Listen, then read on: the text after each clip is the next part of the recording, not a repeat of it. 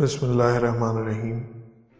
پیش خدمت ہے منتخب الحکایات کی 53ویں حکایت۔ ایک پیر مرد اور اس کا بیٹا دونوں سفر میں تھے اور ایک ٹٹو بھی ساتھ تھا۔ ٹٹو پر اوڑھنا بچھونا لادتے اور دونوں باپ بیٹے پاؤں پاؤں چلتے۔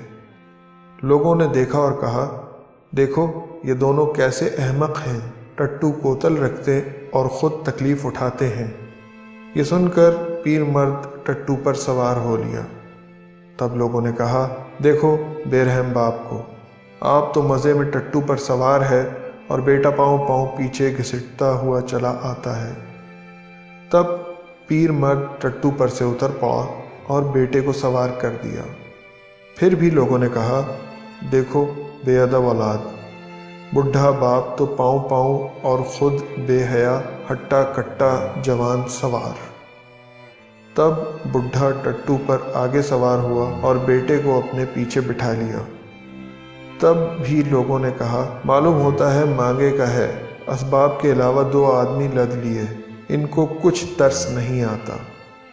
حاصل، تمام دنیا کو خوش کرنا محال ہے۔ شکریہ۔